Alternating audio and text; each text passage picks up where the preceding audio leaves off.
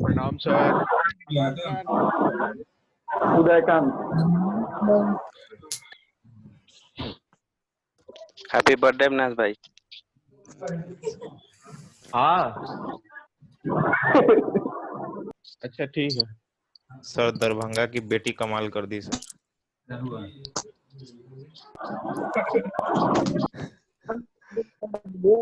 क्या हुआ? बताओ क्या कमाल हुआ? सर ट्रायल के लिए बुलाया गया ना, दरभंगा की जो लड़की आई थी दिल्ली से। सर तो क्या था, ट्रम्प की बेटी भी उसके लिए ट्वीट किया सर। 1200 किलोमीटर अपने बाबूजी को साइकिल पे बिठा के लाई थी सर।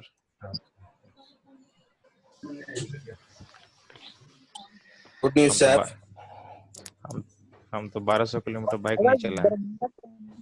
इस बार चला लेना।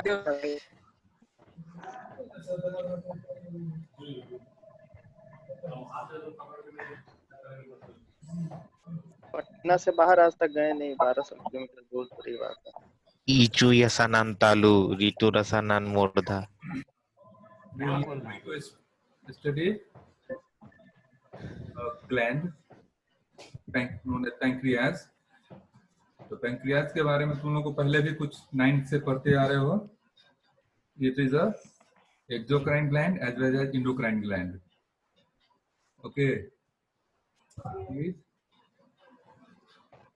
exocrine and endocrine gland। Sir वो कल वाला माइक लगा लीजिए। हेडफोन सर लगा लीजिए। इसके बाद तुमको बताना है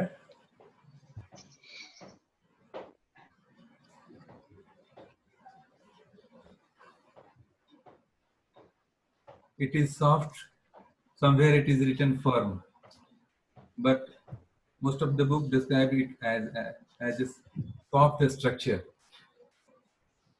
Okay, it is lobulated।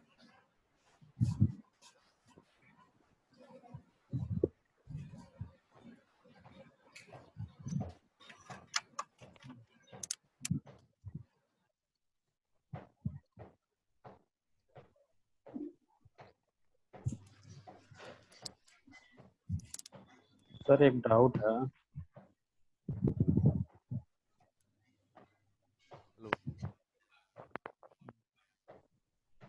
Hello hello yes sir. समझ रहे हो ना? हाँ okay, it is clear. Is it clear? Yes sir. Okay, so it is a exocrine gland, endocrine gland। It is soft in texture। Some book also mention firm in texture। It is lobulated and J-shaped। अभी अभी तुमको पिछले class में बताए थे J-shaped structure stomach का भी था, retort shape. Okay, this is also J-shaped। Shape इसका होगा J-shaped होता है। And in abdomen it is situated horizontally and obliquely in the curve of duodenum। First second and third part जो duodenum का होता है वो ऐसे रिंग टाइप बन जाता है ना, तो इसके बीच में first part, second part and third part, आगे फिर फोर्थ पार्ट होगा। तो ये जो स्टोमक से आया ऐसे और ऐसे ये कंटिन्यू किया पाइलोरस के बाद फर्स्ट पार्ट ऑफ डिओडेनम होगा, second part of duodenum, third part of duodenum. तो इसके कॉन्केविटी में ये सिचुएटेड होता है ना। रफली इसका लेवल जो होता है T12 से L2 तक। Its position is T12 to L2। Okay, और ये ऑब्लिकली सिचुएटेड होता है, not completely horizontal, it is obliquely situated. मतलब हेड जो होता है L2 पे होता है, बॉडी L1 पे होता है और tail lower border of T12 vertebra के लेवल में होता है। तो ये थोड़ा सा डाउनवर्ड अपवर्ड, डाउनवर्ड से शुरू हुआ और ऊपर में ऐसे हो गया, रफली ऑब्लिकली पोजीशन होता है। और अम्ब्रेला के हैंडल के तरह ये तुमको जे शेप्ड होता है। तो जो हैंडल पोर्शन है वो L2 के लेवल में है, और टेल जो है वो तुमको स्प्लिन के कांटेक्ट में होता है ना, हाइलम ऑफ द स्प्लिन के पास चला जाता है, तो वो उसका लेवल है T12। ये इसका लेवल हो गया है ना। इसका साइज होता है 15 से 20 सेंटीमीटर। इसका लेंथ जो हुआ right to left that is roughly about 15 to 20 centimeter, and its width is 2.5 to 3.5 centimeter ना, and thickness 1.2 centimeter। ये इसका एक्सटेंशन है डायमेंशन का, and roughly it is 90 grams। Wait इसका 90 ग्राम होता है। एडल्ट में इसका वेट होता है 90 ग्राम, है ना। ये हो गया है कि सॉफ्ट है, लोबुलेटेड है, हाँ, ऑब्लिकली प्लेस्ड होता है, जे शेप्ड होता है ना। लेवल इसका होता है T12 से लेकर के L2 तक होता है, और हेड जो होता है थोड़ा डाउनवर्ड प्लेस्ड होता है, L2 के लेवल पर होता है, बॉडी L1 के लेवल में होता है, और टेल जो होता है वो T12 के लेवल में होता है। और टेल के बारे में बोला जाता है कि ये स्प्लिन के हाइलम के पास होता है, और Langerhans cells are high in concentration at that place। Number of Langerhans cells are maximum ना, जो कि इंडोक्राइन सेक्रेशन के लिए रिस्पॉन्सिबल है, तो वो तुम्हारा ये टिप पे मैक्सिमम है। Now come to parts of the pancreas। For descriptive purposes, the pancreas has been divided into 4 parts. The most extreme right portion is enlarged portion is head, na, retort of the umbrella। So the neck-like structure, the rounded structure is head। तुम अपने book को भी तुम सामने रख सकते हो। You can have figures of that very structure। देखो तो तुम्हारे सामने ये जो बड़ा स्ट्रक्चर है वो तुम्हारा हेड है, उसके आगे थोड़ा कंस्ट्रक्शन वाला पोर्शन है वो नेक होगा, मेन बॉडी है, और लास्ट में एकदम लेफ्ट साइड में टेल है। हाँ, ये चार स्ट्रक्चर हुआ, head, neck, body and tail, है ना। अब हेड जो है ये entirely placed in the concavity of first, second and third part का ड्यूडेनम जो है उसके अंदर ये नेक जो है सो हेड है सिचुएटेड होता है। हेड लार्ज होता है, हेड के नीचे में एक्सट्रीम पोर्शन पे अनसिनेट प्रोसेस, वहां पे एक इनलार्जमेंट है, उसको बोलते हैं, उसको टिप को बोलते हैं अनसिनेट प्रोसेस। हाँ, उसके आगे तुम्हारा थोड़ा सा कंस्ट्रक्शन हुआ दैट इज नेक, और आगे फिर बढ़ोगे तो लेफ्ट साइड में बॉडी है। बॉडी में at the junction of neck and the body, वहां से जब तुम तो अपर बॉर्डर पर एक थोड़ा एक एलिवेशन है, ट्यूबर ओमेंटेल बोलते हैं। क्या बोलते हैं उसको? Tuber omentale, that is elevation on the upper border of the body. ठीक है, और उसके बाद उधर हो गया, आगे फिर टेल हुआ। तो अब तुम चारों स्ट्रक्चर को अलग अलग थोड़ा थोड़ा देखना है और उसका रिलेशन जानना है, कोई इंपॉर्टेंट रिलेशन क्या क्या है। तुमको थोड़ा सा याद होगा कि जब हम स्टोमक डील किए थे तो स्टोमक बेड बताए थे। स्टोमक बेड में पेंक्रियाज का डिस्क्रिप्शन आया था थोड़ा सा, कि स्टोमक बेड कैसे कैसे बनता है। डू यू रिमेम्बर कैसे बनता है? Yes, 7 structure were there, yes, है ना। क्या क्या था? लेफ्ट जो स्ट्रक्चर होगा उसमें तुमको लेफ्ट किडनी, हाँ बोलो, सुप्रारेनल ग्लैंड, हाँ ऊपर लेफ्ट क्रक्स ऑफ डायफ्राम था, left crux of diaphragm, diaphragm था, सुप्रारेनल ग्लैंड था, स्प्लेनिक लेफ्ट साइड आर्टरी, का, लेफ्ट किडनी था, उसके बाद transverse mesocolon, splenic artery, transverse mesocolon. Yes yes yes sir, ठीक था, ये सब चीज था। पेंक्रियाज था ना। Except tail. Yes sir. तो ये था कहाँ पे? Situated behind stomach, this structure Posterior form from stomach bed. तो ये दोनों के बीच में क्या था? लेसर सैक था, yes sir, sir. Yes, sir. That is a peritoneal fold. तो इसका पोजीशन क्या है? ये जो स्ट्रक्चर है रेट्रोपेरिटोनियल है। पेंक्रियाज इज रेट्रोपेरिटोनियल, पेरिटोनियम के पीछे है ना। और रेट्रोपेरिटोनियल स्ट्रक्चर जो है, जो वहां पे जो विसराज मिला, अगर तुमसे पूछा जाएगा तो क्या बोलोगे? किडनी। वो भी बेड बना रहा था, पेरिटोनियम के पीछे था, लेसर सैक के पीछे था। तो किडनी, यूरेटर, ये सब चीज जो है तुम्हारा रेट्रोपेरिटोनियल है। रेट्रोपेरिटोनियल है तो ये जो स्ट्रक्चर है तुम्हारा पेंक्रियाज, पेंक्रियाटिक, ये रेट्रोपेरिटोनियल है, पेरिटोनियम के पीछे है, और ये पोस्टीरियर एब्डोमिनल वॉल के कांटेक्ट में है। तो जब भी इसका इन्फ्लामेशन होगा, इन्फेक्शन होगा, किसी भी कारण से इन्फ्लेम्ड होगा, तो पेशेंट कंप्लेन करेगा, पोस्टीरियर एब्डोमिनल वॉल पे बहुत सीवियर पेन होगा, because it is a retroperitoneal organ, posterior abdominal wall के बहुत कांटेक्ट में है। तो पेन जो है रेफर्ड पेन होगा पोस्टीरियर एब्डोमिनल वॉल पे।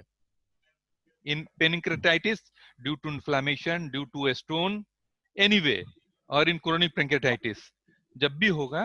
तो ये इंपॉर्टेंट बात है कि this is a retroperitoneal organ. Other retroperitoneal organ is kidney, ureter, जो पीछे में है, पेरिटोनियम के पीछे, रेट्रोपेरिटोनियल। और जो अभी इससे पहले हम बात किए थे सब इंट्रापेरिटोनियल ऑर्गन था, ये रेट्रोपेरिटोनियल ऑर्गन है।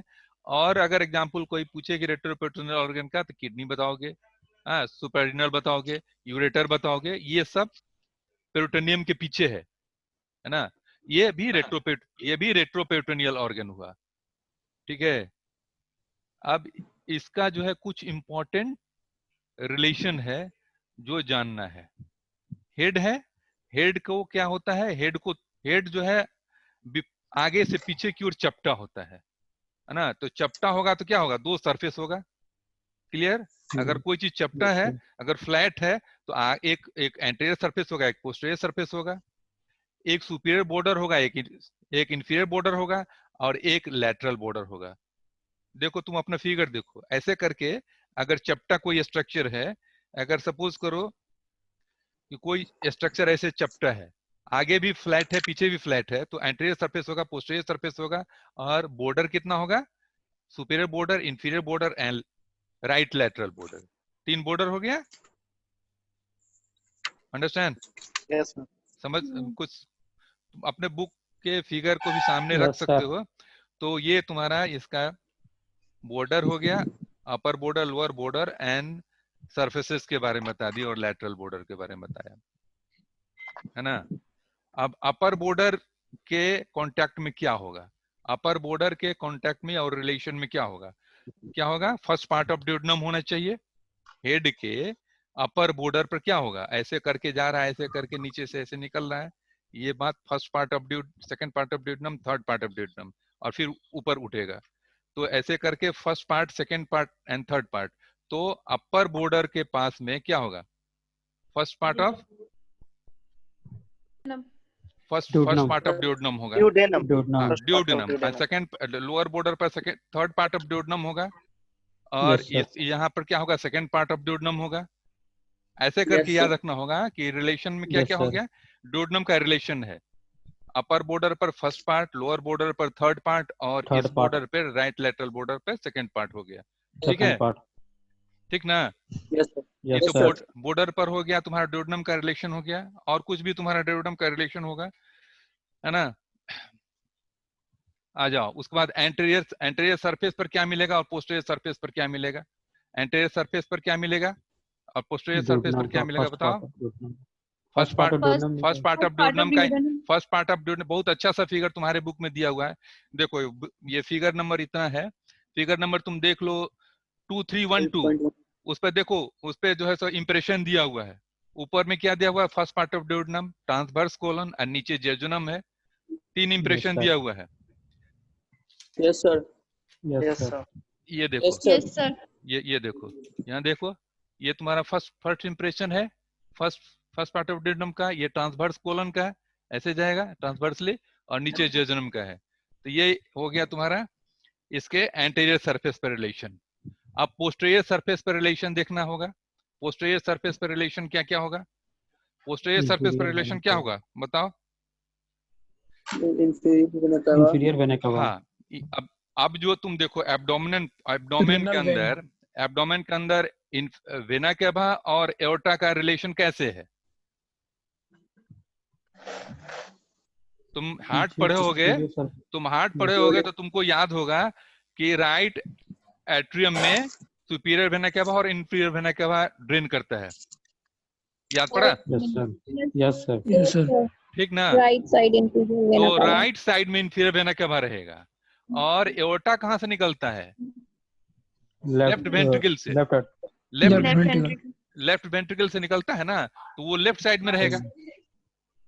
लेफ्ट साइड से जाके नीचे जाएगा। मतलब ऐसे एक दिमाग बैठा लो कि एब्डोमिनल एओर्टा और वेना कैवा का पोजीशन ऐसे होगा।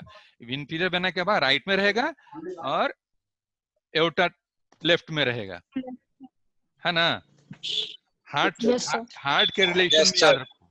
हार्ट के रिलेशन में रखो। हार्ट में जाना है तो वो राइट में रहेगा, और हार्ट से निकल रहा है लेफ्ट साइड से तो एओर्टा लेफ्ट में रहेगा।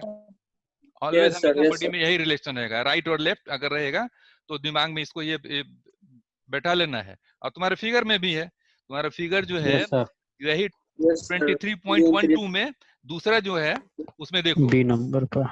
डी नंबर पे, तो उसमें जो है तुमको बॉडी के पीछे से जा रहा है इंफीरियर वेना कैवा, ठीक है? इंफीरियर वेना कैवा होगा पोस्टीरियर सरफेस पे, और क्या होगा? दूसरा चीज क्या होगा?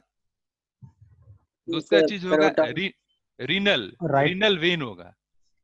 Right and left renal vein. Renal vein as such ऐसे रखो ना, रीनल वेन्स, ठीक है? हम कलेक्टिवली बोल दिए रीनल वेन्स बोल दिए, ठीक है? दोनों वेन निकलेगा, राइट एंड लेफ्ट। तो दूसरा पोस्टीरियर सरफेस पर दूसरा क्या चीज है? Inferior vena cava, renal vein हो गया। रीनल वेन में याद रखना है कि रीनल वेन में राइट और लेफ्ट में थोड़ा डिफरेंस है। लेफ्ट साइड का गोनाडल वेन जो होगा वो डायरेक्टली चला जाता है लेफ्ट रीनल वेन में जाकर ड्रेन करता है। ये बहुत इंपॉर्टेंट बात है कि लेफ्ट गोनाडल वेन जाके कहां खुलता है, ड्रेन करता है? Left renal vein. Left gonadal left renal vein में ड्रेन करता है। और राइट साइड का गोनाडल वेन मतलब ओवेरियन वेन या टेस्टिकुलर वेन कहां चला जाएगा? वो डायरेक्टली Inferior vena cava. में डायरेक्ट जाता है। ये डिफरेंस है राइट एंड लेफ्ट का।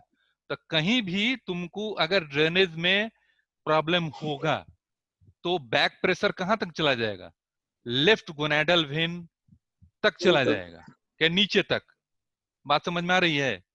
अगर लेफ्ट रीनल वेन में जहां ये ड्रेन हो रहा है वहां पर किसी भी तरह का कंप्रेशन हो गया या कोई मैलिग्नेंसी से प्रेशर पड़ रहा है तो क्या होगा? उसके नीचे प्रेशर बढ़ेगा और नीचे वेरिकोसील बन जाएगा, है ना? है ना? मतलब testicular vein bag of worms के तरह ही लार्ज कर जाएगा। समझ में आ रहा है कि नहीं बात? जो कि राइट साइड में नहीं होगा। राइट साइड डायरेक्ट जो है वो जा रहा है इंफीरियर वेना कैवा में। अगर लेफ्ट रीनल वेन में किसी तरह का अगर ऑब्स्ट्रक्शन आएगा तो उसका इफेक्ट लेफ्ट गोनाडल वेन पर भी होगा। समझ गया ना? और इसके लिए वो एक कंडीशन है, वेरिकोसील मिलता है लेफ्ट साइड में, राइट साइड में नहीं मिलेगा।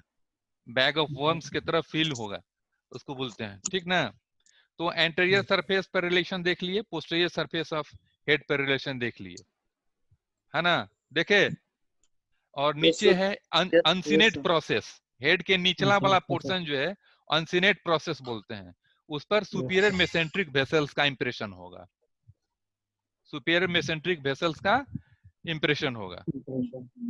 ये तुम देखो दूसरा, तुम जो हेड पर देख रहे हो ए वाला फिगर 23.12 का जो एंटीरियर सरफेस देख रहे हो उस पे देखोगे नीचे में tip of the head that is uncinate process, उसके आगे से रेड और ब्लू दो वेसल पास कर रहा है।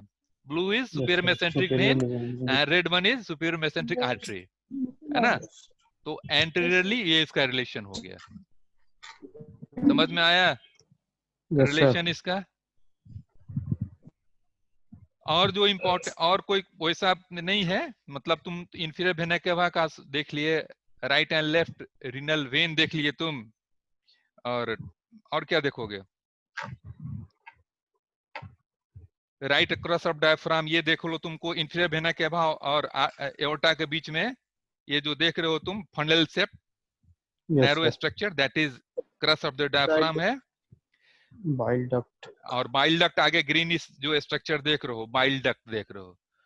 तो बाइल डक्ट जो है, बाइल डक्ट ऊपर से आएगा कॉमन बाइल डक्ट, ठीक है, कॉमन बाइल डक्ट आया, right and left hepatic duct, और आगे बन के सिस्टिक डक्ट के साथ मिलकर कॉमन बाइल डक्ट बनाया। कॉमन बाइल डक्ट जो है ना, ये जाके कहाँ खुलेगा? सेकेंड पार्ट ऑफ डोडनम में खुलेगा, सेकेंड पार्ट ऑफ डोडनम में खुलेगा। तो ये पास करता है तुमको through the tissue of head of pancreas, है ना? मैं देख रहा हूं ना कि तुमको वहां पर डॉटेड लाइन दिया हुआ है, it means what? It passes through, posterior. हाँ, not only posterior surface, posterior surface as such नहीं होता है, थोड़ा उसके टिश्यू में घुस जाता है, हाँ, एम्बेडेड रहता है उसके लिए, है ना? और फिर तब जाके ओपनली खुलता है, वहां पे एम्पुला वेटर में खुलता है, ठीक ना? बन जाता है सर। हाँ, अब तो ये तुम्हारा हेड का हो गया आगे, और एंटीरियर रिलेशन, पोस्टीरियर रिलेशन और बॉर्डर का रिलेशन हो गया। और नेक के पास जो है, नेक जो है कंस्ट्रिक्टर पोर्शन, वो नीचे से जो सुपीरियर मेसेंट्रिक वेसल आया, उसमें सुपीरियर मेसेंट्रिक वेन और पोर्टल वेन ऊपर बनना है, स्प्लेनिक वेन और सुपीरियर मेसेंट्रिक वेन आके बनेगा, और नेक के पीछे में उसका रिलेशन होगा। नेक के पीछे में एक वही इंपॉर्टेंट स्ट्रक्चर है, फॉर्मेशन ऑफ पोर्टल वेन होता है, formation of portal vein at the posterior surface of neck. Neck के पीछे में बस वही एक इंपॉर्टेंट स्ट्रक्चर का फॉर्मेशन है, स्प्लेनिक वेन और नीचे से सुपीरियर मेसेंट्रिक वेन, दोनों आया और बन गया, और पोर्टल वेन बनाया। तो ये formation and initiation of portal when, इतना हो गया पोस्टीरियर सरफेस पर। अब आइए, अब आगे बढ़िए, आइए बॉडी पे। बॉडी जो है ये ट्रायंगुलर स्ट्रक्चर है, हेड तो था फ्लैटेंड, आगे से पीछे फ्लैट था, तो ये ट्रायंगुलर स्ट्रक्चर, ओके, क्या बोला? हाँ, ट्रायंगुलर है हेड, बॉडी क्या है? ट्रायंगुलर है और ऑब्लिकली प्लेस्ड है। तो ट्रायंगुलर है तो इसको एक एंटीरियर बॉर्डर होगा, एक पोस्टीरियर बॉर्डर होगा, एक इंफीरियर बॉर्डर होगा, है ना? एक एंटीरियर सरफेस होगा, एक पोस्टीरियर सरफेस होगा, है ना? और एक सुपीरियर सरफेस होगा। ऐसे करके आपको डिस्क्राइब करना है इसको, है ना? 3 बॉर्डर एंड 3 सरफेस। और अब इसके पोस्टीरियर सरफेस पर क्या क्या होगा और एंटीरियर सरफेस पर क्या क्या होगा, ये आप थोड़ा सा स्टोमक अगर याद होगा तो आपको आराम से हो जाएगा, समझ में आ जाएगा। एंटीरियर सरफेस पर क्या होगा? एंटीरियर सरफेस पर ये लेसर सैक और स्टोमक के बाद लेसर सैक है, लेसर सैक के बाद ये एंटीरियर सरफेस आएगा।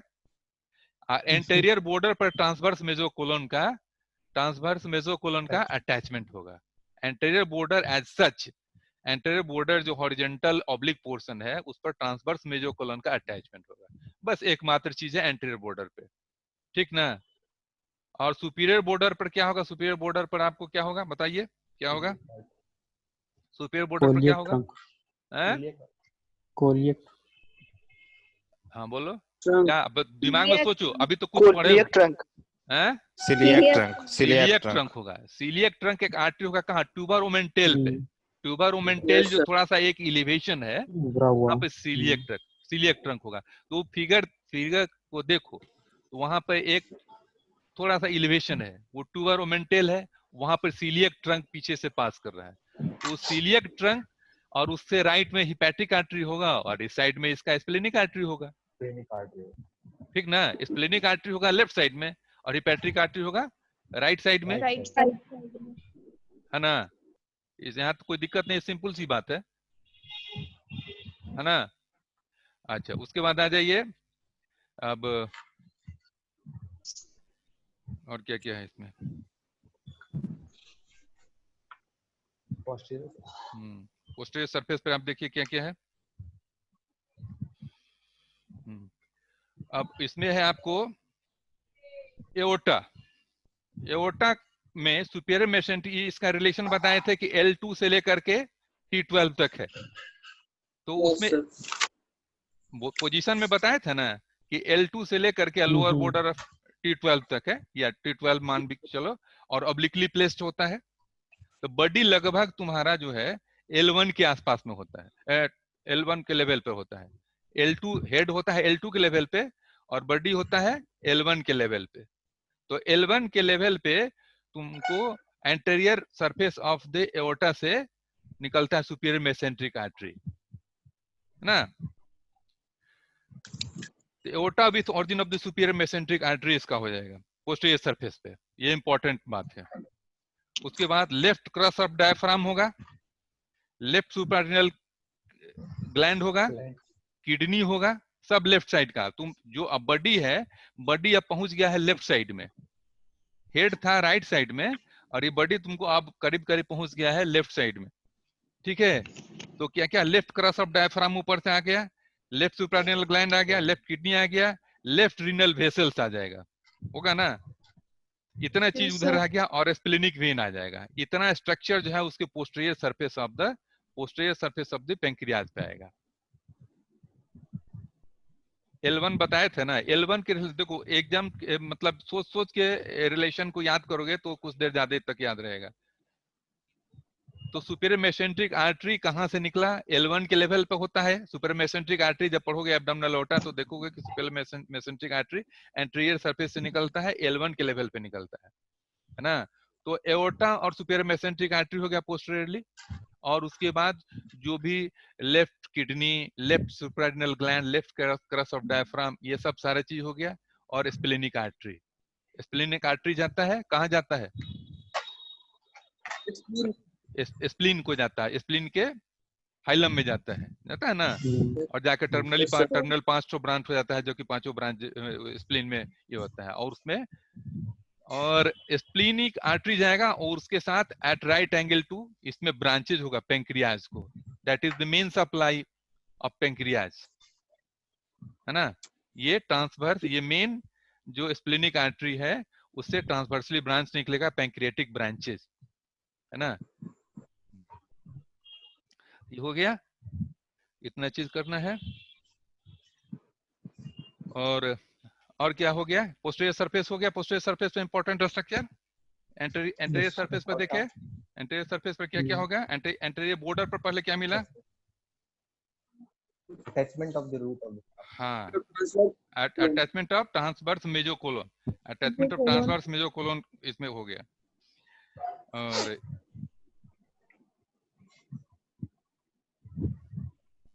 अब एक इंफीरियर सरफेस तुम्हारा बचा है ना, तो वहां पर तुमको मिलेगा duodenojejunal flexure, coil of jejunum, and left colic flexure, left colic flexure. ये जो है जेजुनम से रिलेटेड सारा चीज है तुमको इंफीरियर सरफेस पे, है ना। इसका कोई फिगर है? इसका ये फिगर देख लो, 23.14 फिगर है इसका। बीडीसी तुम लोग देख रहे हो ना? Yes sir. हाँ, तो बीडीसी देख रहे हो तो तुमको ये 23.14 फिगर देखोगे तो वहां पर क्लियर हो गया है ये चीज, है ना। और अपर बॉर्डर का भी बहुत बढ़िया से उसमें फिगर दिया हुआ है, सीलिएक ट्रंक दिया हुआ है ट्यूबरोमेंटेल के पास, और उससे दोनों ब्रांच जो है ये इसमें नहीं दिया हुआ है। चलो, इतना चीज हो गया। टेल के बारे में बताए थे हम कि tail of the pancreas has highest number of Langerhans cells and it ends at the hilum of the spleen, and one attachment ligament is attached, उसको लीनोरीनल लिगामेंट बोलते हैं ना, लीनोरीनल लिगामेंट, है ना, लीनोरीनल लिगामेंट। और वो क्या क्या कंटेन करता है? स्प्लीनिक आर्टरी, है ना। लीनोरियामेंट कंटेन्स विच स्ट्रक्चर? तो splenic artery and lymph node, and ये जो तुमको बताए थे उस वक्त, लिम्फ नोड भी रहता है, लिम्फेटिक वेसल्स रहता है, एंड नर्व्स रहता है ना। लेकिन लिनोड्यूरल लिगामेंट जो होता है तुमको इसको हाइलम से और इसके टेल ऑफ द पेंक्रियाज को अटैच करता है लिनोड्यूरल लिगामेंट, है ना? ये बात समझ लिए तुम लोग? sir. अब तो रिलेशन इसका हो गया है। अब इसमें देखो, इसमें दो डक्ट होता है, दो डक्ट होता है। एक मेन पैंक्रियाटिक डक्ट होता है, मेन पैंक्रियाटिक डक्ट या duct of Wilson, and accessory pancreatic duct होता है जिसको बोलते हैं Serotonin. हाँ, duct of Santorini. Main pancreatic duct is very obvious and it is a white yellowish structure on the posterior surface or near the neck. It bends downward and through head it opens into the second part of the duodenum at the ampulla vater. ठीक ना जी sir? जी, तो ये होगा। और दूसरा नहीं sir, हो जाएगा सर। और दूसरा है डक्ट ऑफ सैंटोरिनी जो कि एसेसरी होता है। इसके बाद दोनों जो है वो मेन जो है वो खुलेगा तुम्हारा मेन मेजर पैंक्रियाटिक एम्पुला पे, और एसेसरी माइनर पे खुलेगा। एसेसरी 2 to 3 सेंटीमीटर एबव होता है, सेकंड पार्ट ऑफ ड्यूडेनम में ही होगा, वो 2 to 3 सेंटीमीटर एबव होता है। मेजर ड्यूडेनल पैपिला से 2 to 3 सेंटीमीटर एबव होता है। दोनों के लिए एसेसरी पैंक्रियाटिक और मेजर पैंक्रियाटिक ओपनिंग जो है अलग अलग है। हाँ, और चूंकि अच्छा, अब एक चीज और इसमें छूट रहा है कि what are the accessory pancreatic, accessory pancreas कहाँ कहाँ होता है? Accessory pancreas structure like pancreas are present in stomach, greater omentum, है ना? ये सब जगह है जहाँ की तुमको मिल सकता है ना? और एक एनुलर पेंक्रियाज होता है। एनुलर पेंक्रियाज होगा कि ये अगर ये ड्यूरिंग मेल डेवलपमेंट अगर ये स्ट्रक्चर अगर सेकंड पार्ट ऑफ ड्यूडेनम को अगर ये कर लेगा, इंसर्कल कर लेगा, तो वहां कंस्ट्रिक्शन हो जाता है और ऑब्स्ट्रक्शन क्रिएट हो सकता है ना, तो उसको बोलते हैं। और तो ये डेवलपमेंट पर हो गया तो वो क्लियर होगा। और इसमें क्या आर्टेरियल सप्लाई, देखो आर्टेरियल सप्लाई जो है इसका दो तरह से है, एक वर्टिकल और एक हॉरिजॉन्टल। तो वर्टिकल कैसे कैसे है? वर्टिकल सप्लाई जो है वो सुपीरियर पैंक्रियाटिक आर्टरी से है और नीचे है, और एक है inferior pancreatic artery. Superior pancreatic artery is branch of gastroduodenal artery which is a branch of hepatic artery and which is branch of coeliac artery. तो सीलियक का ब्रांच हो गया वो सर कटने वाला है सर, सुपीरियर पैंक्रियाटिक आर्टरी। बढ़ाना पड़ेगा, हो गया इसका टाइम, इसको बढ़ाएगा। हाँ, किसका करना? और नीचे इंफीरियर पैंक्रियाटिक आर्टरी जो है सुपीरियर पैंक्रियाट का ब्रांच है, हाँ? सुपीरियर मेसेंट्रिक आर्टरी का ब्रांच है ना? तो दो ऑरिजिन हो गया, सुपीरियर हो गया डायरेक्ट सीलियक ट्रंक का, नीचे हो गया सुपीरियर मेसेंट्रिक आर्टरी का ब्रांच हो गया। ये हो गया वर्टिकल। और एक है हॉरिजॉन्टल। तो हॉरिजॉन्टल जो है वो तुमको सप्लाई होता है किससे? वो होता है तुमको सीलियक ट्रंक से। सीलियक ट्रंक का ब्रांच है स्प्लेनिक आर्टरी। स्प्लेनिक आर्टरी और स्प्लेनिक आर्टरी